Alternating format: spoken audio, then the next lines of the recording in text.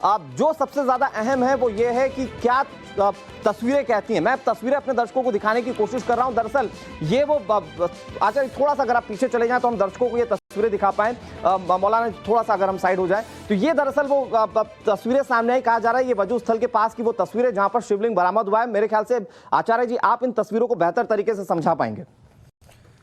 देखिए, भगवान शिव जी का शिवलिंग है और हमारे ज्योतिर्लिंग है, द्वादश ज्योतिर्लिंग है। सौराष्ट्र सोमनाथम च श्रीशैले मल्लिकार्जुनम उज्जैन्याम महाकालम ओंकारम मल्लेश्वरम परल्याम बदनाथम च डाकिन्याम भीमशंकरम शेतुवंशेतु रामेशम नागेशम दारुकावणे वाराणसम विशेषम त्रमकम गौतमीतट हिमालय तुक्केदारम घुष्मचम च शिवालय एतानि ज्योतिर्लिंगानि शायम प्रातः पठन्तर शब्दनम कृतम पाप अस्मरण विनश्यति। यह हमारा ज्योतिर्लिंग है, बाबा विश्वनाथ जी का काशी विश्वेश्वर ज्योतिर्लिंग है।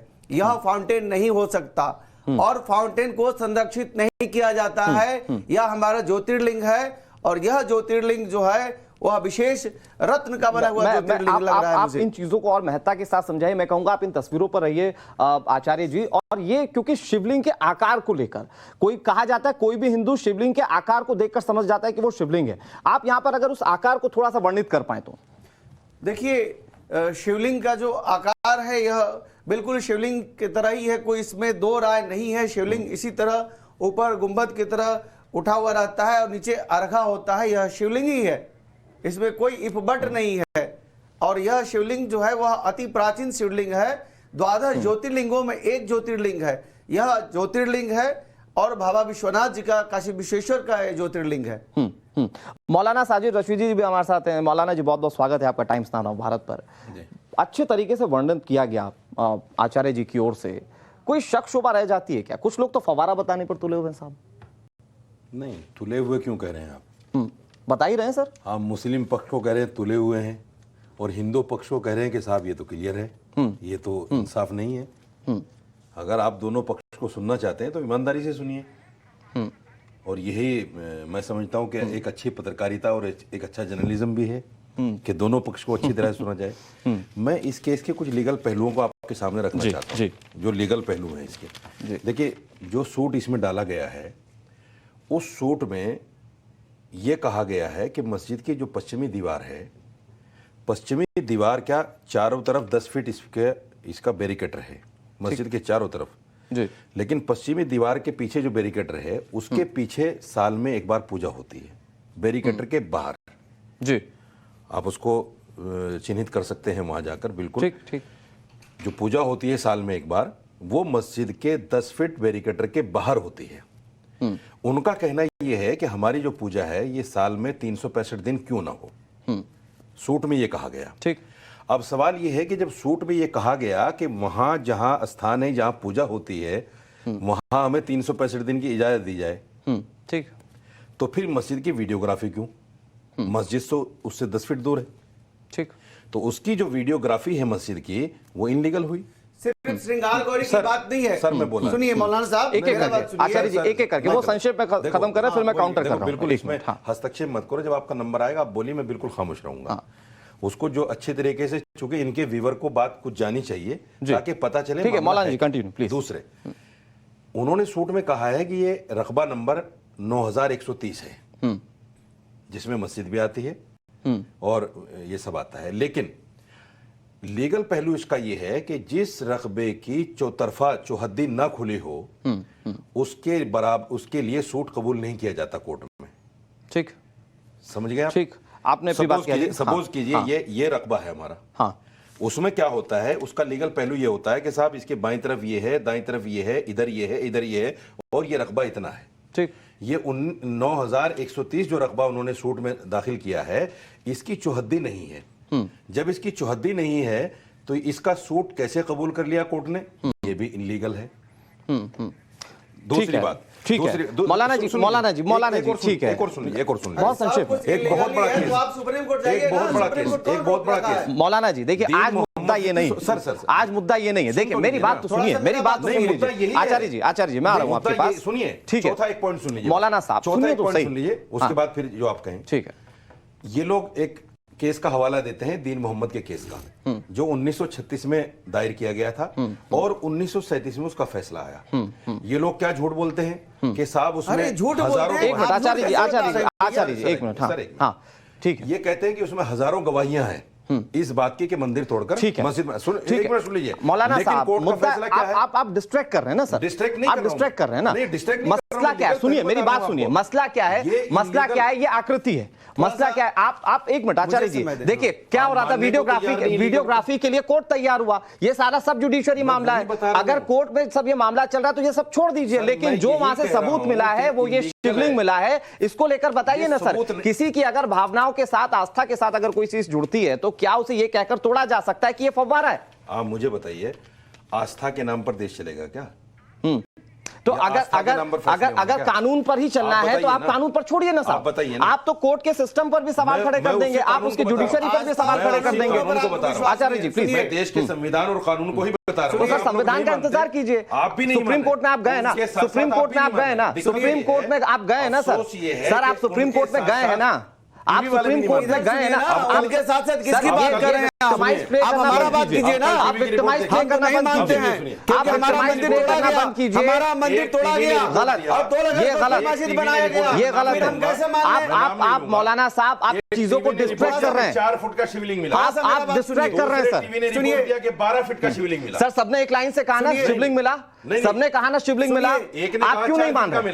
आप क्यों नहीं मान रहे? 12 फीट का मिला। आप कैसे लोगों की भावनाओं को कर सकते हैं? आपको बता दूं, ये फव्वारा जो है ना, आचार्य जी प्लीज, आचार्य जी, 3.5 फीट का फव्वारा है, न 4 फीट है न 12 फीट है। सुनिए मौलाना साहब, शाहजी जी सुनिए, कोई भी शिवालय जो होता है, शिवालय में शिव परिवार होते हैं, इसमें माँ पार्वती होती हैं, जिसे हम माँ गौरी बोलते हैं, वह दाहिने भाग में होती हैं।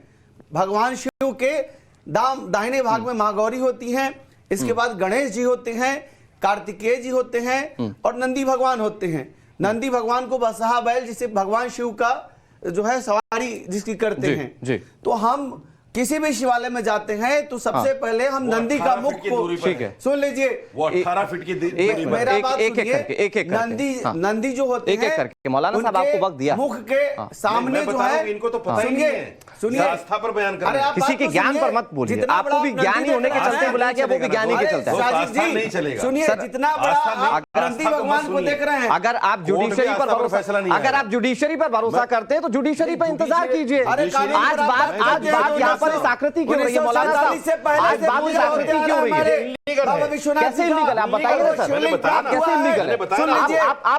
आप शिवलिंग की आकृति आपने भी देखी होगी, बताओ मुस्लिम, आपको बताया कि इसकी लीगल वैल्यू क्या है। तो सर कोर्ट को मैं बता रहा हूँ ना, और हमारा वकील उसको जरा कर रहा है, हमारा वकील उस पर बात करेगा। आप गए ना सर, आप गए ना कोर्ट में से लेकर, तो कोर्ट के फैसले को आ जाने दीजिए, लेकिन खसरा चौधरी इनकी बातें बाद में। आस्था क्यों बयान की जा रही है सर? क्योंकि ये आस्था से जुड़ा हुआ मामला है सर, ये मामला ही आस्था से जुड़ा हुआ है सर, ये मामला ही आस्था से जुड़ा हुआ है। आस्था पर बयान नहीं होगा सर, आस्था पर फैसला भी नहीं होगा। आप इसे लेकर क्या कहेंगे बताइए, आप सिंपल से बता दीजिए। आपके मस्जिद में हमारा मूर्ति है, वीडियोग्राफी को इलीगल मानता हूं, आपके मस्जिद में हमारे हनुमान जी हैं, तो मैं आ रहा हूं आपके पास आचार्य जी, मैं आ रहा हूं 1937 वो शिवलिंग जो वजू खाने का जब पानी हटाया गया, पानी निकाला गया, तो नीचे से क्या दिखाई पड़ा, ये तस्वीरें उसी की हैं। वहां जो कोर्ट कमिश्नर मौजूद थे, उनकी तरफ से आधिकारिक तौर पर इसे भले ही कुछ नाम नहीं दिया गया, लेकिन जो श्रद्धालु हैं उनकी तरफ से कहा गया कि ये शिवलिंग है।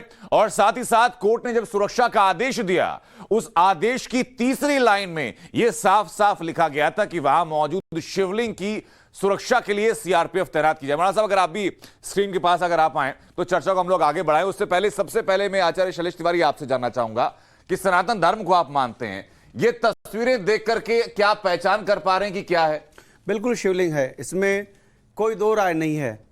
और जो व्यक्ति जो नहीं भी जानता होगा, नहीं भी देखा होगा फव्वारा को, वह बता देगा कि फव्वारा नहीं है। फव्वारा और शिवलिंग में अंतर सबको पता है, पूरी दुनिया को पता है। और यह जो शिवलिंग है, यह ज्योतिर्लिंग है। 12 ज्योतिर्लिंगों में एक ज्योतिर्लिंग है जो स्वयंभू ज्योतिर्लिंग है, और इसका हमें शिव महापुराण में वर्णन मिलता है। शिव महापुराण में एक महामंत्र है, सौराष्ट्रे सोमनाथम च श्री शैले मल्लिकार्जुनम उज्जैन्याम महाकालम ओंकार मल्लेश्वरम परलयाम वैद्यनाथम च डाकिन्या भीम शंकरम सेतुवन सेतु रामेशम नागेशम दारुकावणे वाराणस्याम तु विश्वेशम त्रम्बकम गौतमी तटे हिमालय तु केदारम घुष्मेशम च शिवालय एतानि ज्योतिर्लिंगानि श्रायं प्रातः पठंतर सप्त जन्मम कृतम पाप अस्मरण विनश्यति।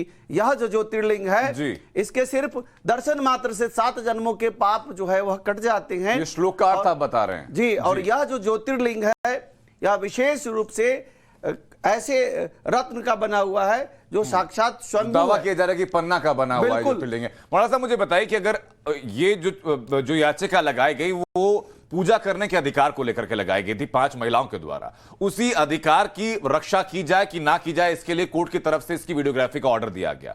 वीडियोग्राफी में जो तस्वीरें सामने वो सबका साफ है, कोर्ट ने ऑफिशियल ऑर्डर नहीं दिया गया। तो उसके बावजूद कोर्ट का ऑफिशियल ऑर्डर अभी आया नहीं कि भाई फाइंडिंग्स में कोर्ट इसको क्या मानता है, उससे पहले लगातार बयानबाजी देने का अर्थ क्या है? नहीं, बयानबाजी मुस्लिम पक्ष की तरफ से तो नहीं हो रही। असदुद्दीन ओवैसी की बात हिंदू नहीं, ओवैसी क्या दूसरे धर्म से है, इस्लाम से नहीं है। मत बोला करो, एक एक करके मैं चुप खड़ा रहा ना। हाँ, ये गलत बात है।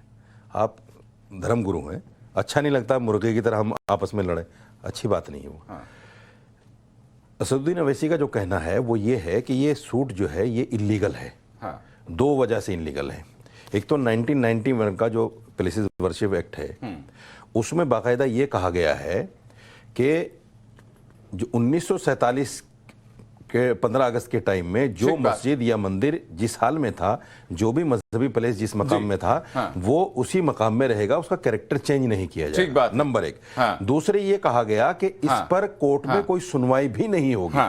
सर मेरी 2 चीजें हैं, पहले मैं थोड़ा सा बताता हूं। 1991 के एक्ट में जो कहा गया वो कहा गया कि किसी भी परिसर का, चाहे वो किसी भी धर्म से संबंधित है, कैरेक्टर चेंज नहीं होगा। वीडियोग्राफी अगर आज की तारीख में हो रही है तो उससे कैरेक्टर बदल नहीं रहा है। मुझे बताइए, मुझे बताइए। अब मुझे बताइए कि अगर वो धमकी देते हैं कि भाई एक मस्जिद हमसे छीन ली गई, दूसरी मस्जिद हम जाने नहीं देंगे, बाबरी वाला काल आने जा रहा है, कैरेक्टर कैसे? मुझे बताइए सर, ये चीजें जो असदुद्दीन ओवैसी बयान दे रहे हैं भड़काने वाली हैं कि नहीं? अरे सुन लीजिए ना जी, भड़काने वाले बयान विष्णु जैन के नहीं है। या जो हिंदू पक्ष कह रहा है कि जी हमें शिवलिंग, उसका जवाब मैं आचार्य से लूंगा सर। शिवलिंग मिल गया, शिवलिंग मिल गया। जब ये कमिश्नर की रिपोर्ट है और कमीशन जो है इसको बाकायदा कोर्ट में सबमिट करेगा। आज नहीं हो पाई, कल करेगा या परसों करेगा। जब उन्होंने कोई बात आधारिक तौर पर बयान नहीं दिया तो हिंदू पक्ष इसको बार बार क्यों, जबकि कोर्ट की अवमानना है। ये कोर्ट की अवमानना है। मैं तकनीकी पहलू पर मैं बात कर लूंगा सर, मैं तकनीकी पहलू पर बात कर लूंगा। कोर्ट में ये उसमें 1991 के फैसले में ये कहा गया कि आज के बाद में बाबरी मस्जिद के फैसले में भी सुप्रीम कोर्ट ने इसको कोड किया है कि आज के बाद में किसी मस्जिद। अच्छा, मैं चीजों को थोड़ा दर्शकों के लिए सिंपलीफाइड कर देता हूं सर। कानूनी पहलू हम लोग एक एक करके डिस्कस कर लेंगे। सबसे पहले मुझे बताइए कि जो आकृति सामने दिखती है उसमें मौलाना साहब को क्या दिख रहा है? नहीं तो वजू खाना है। मैं हजारों वजू खाना तो था पहले, अभी तक वजू खाना था, पानी निकाल दिया गया, नीचे से ये आकृति प्रकट हुई। पक्ष का मानना है, बहुतायत पक्ष का मानना है कि ये शिवलिंग है। अरे प्रकट कहां से हुई? तो बना हुआ है। प्रकट का मतलब क्या है? आपने तो 1949 में बाबरी मस्जिद में मूर्तियां भी प्रकट कर दी थी। कोर्ट ने नहीं माना। आपको पता नहीं है ये शिवलिंग है कि फव्वारा देखते हैं? सुप्रीम कोर्ट ने क्या कहा अपने फैसले में कि 1949 में जो मूर्तियां रखी गई वो इनलीगल थी। कहा कोर्ट ने? आपने तो कहा था प्रकट हो गई। आप इसको भी प्रकट बता रहे हैं। अनंत जी, ये प्रकट, ये तो बनाया हुआ है। किसने बनाया सर ये चीजें? मस्जिद इंतजामिया ने बनाया है।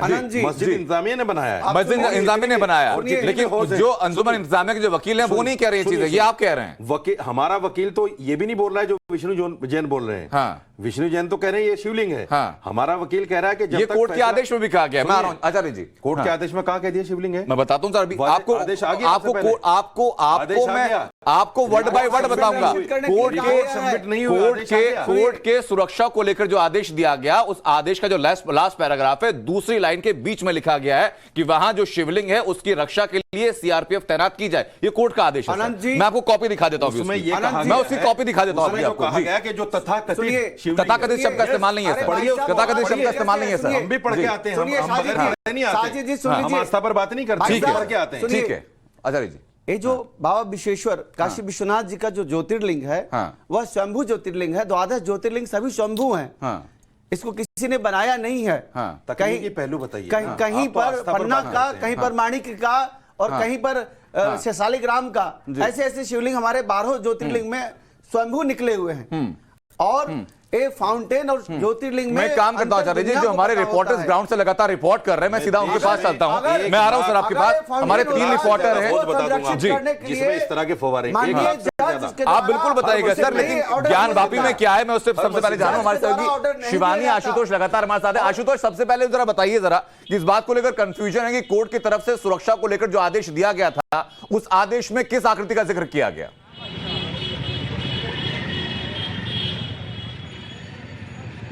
देखिए, फिलहाल जो आकृति का बहुत वैसा तो जिक्र नहीं किया गया है, लेकिन कोर्ट ने ये कहा कि चूंकि वादी पक्ष ये कह रहा है कि वहाँ पर फव्वारा है, फव्वारा नहीं बल्कि वहाँ पर शिवलिंग है, तो लिहाजा उसे सुरक्षित कैसे रखा जाए, इसके लिए पूरे उस परिसर को सील किया जाए। और उसी के बाद से कोर्ट की कार्रवाई के बाद से वहाँ पर सील करने की जो कार्रवाई थी वो देर शाम को की गई। इन सब के बीच में सवाल यही है कि क्या फव्वारा है या वो शिवलिंग है, और इसी बात को लेकर हम बनारस की कुछ जनता भी है, हम उनसे भी जानने की कोशिश करते हैं। ये बताइए, मुस्लिम पक्ष कह रहा है कि नहीं फव्वारा ही है, और हिंदू पक्ष कह रहा है कि शिवलिंग, आखिर हकीकत क्या है? आप चूंकि काशी विश्वनाथ मंदिर से जुड़े रहे हैं, वहाँ के पुजारी हैं, क्या कहना चाहिए? वो तो देखने की चीज़ है, वहाँ पे तो सीधे दिख रहा है कि वो शिवलिंग का ही आकार है और 12 फुट 8 इंच का शिवलिंग है। ज्ञान का अर्थ होता है ज्ञान, और वापी का अर्थ होता है कुआं, जो कि कुएं में भगवान का शिवलिंग पहले से ही विराज, और 3.5 साल पहले से ये मतलब उसमें बताया गया है कि हमारे जो ऋषि जगत गुरु लोग हैं वो लोग पहले से दावा साहब, मैं वापस आपके पास में आता हूं और कोर्ट के उस आदेश का जिसका मैं जिक्र कर रहा था, वो कॉपी मेरे पास, आप कहें तो मैं अक्षर से पढ़ के सुना दूं। इसके आदेश की तीसरी लाइन पर मैं आपको दिखा भी देता हूं, उसमें साफ लिखा, देखिए कि जिला मजिस्ट्रेट वाराणसी को आदेशित किया जाता है कि जिस स्थान पर शिवलिंग प्राप्त हुआ उस स्थान को तत्काल प्रभाव से सील कर दें, और सील किए गए स्थान पर किसी भी व्यक्ति का प्रवेश वर्जित किया जाता है। तो उसमें तथाकथित या दावा किया गया, इन शब्दों, ये शब्द तो निहित नहीं है। तो कोर्ट ने ऑफिशियल ऑर्डर भले ही नहीं दिया हो, सुरक्षा का जो ऑर्डर दिया उसका मतलब क्या है, आप क्या समझते हैं? आपके रिपोर्टर ने भी मेरी बात को तस्लीम किया है। मैं तो ऑर्डर आपको दिखा रहा हूं सर, कहावत है कि सुन लीजिए, हाथ कंगन को फारसी, क्या पढ़े लिखे को फारसी। मुझे आपत्ति इस बात पर है आपकी जी कि आप इस रिपोर्ट को सिर्फ हिंदू पक्ष के बारे में दिखा रहे हैं, मंदिरों से दिखा रहे हैं। बिल्कुल नहीं आप सर, मस्जिदों में क्यों नहीं गए मुस्लिम पक्ष की जानने जो के लिए? रिपोर्टर्स हमारे खड़े हुए हैं, ज्यादातर लोग आम जगह खड़े हुए हैं। रिपोर्टर क्यों नहीं गए मस्जिदों में? मुस्लिम पक्ष से जानने के लिए क्यों नहीं गए? मुझे इसका जवाब दे दीजिए। आप तो साक्षात मौजूद है सर, आप साक्षात मौजूद है कि नहीं बताइए? तो फिर रिपोर्ट लेने क्या वो भी साक्षात मौजूद है? रुकिए तो सर, अभी तो आगाज हुआ है, अभी आगाज है सर। सुनिए मौलाना साहब, मैं आपकी शंका को मैं दूर कर देता हूं, आपकी शंका को मैं दूर कर देता हूं। ये जो ज्ञानवापी सम्मेलन हम कर रहे हैं, एक ज्ञानवापी मस्जिद सम्मेलन या मंदिर सम्मेलन नहीं है, ये सम्मेलन नहीं है। मैं बताता हूं क्यों है। नफरत मेलन है, बिल्कुल नहीं है। ये अभी मौलाना साहब आप भी हमारे साथ हैं, आप भी हमारे साथ हैं। अभी देखिएगा कि रिपोर्टर हमारे कहां से जाते हैं। हमारे जो हिंदू भाई हैं वो उत्तेजित हो जाएं। अच्छा, मुझे बताइए आपको कौन उत्तेजित दिखा? कौन उत्तेजित दिखा? मुझे कोई एक व्यक्ति आपको उत्तेजित दिखा? एक बात बता दीजिए, जर्नलिज्म का, पत्रकारिता का उसूल क्या है?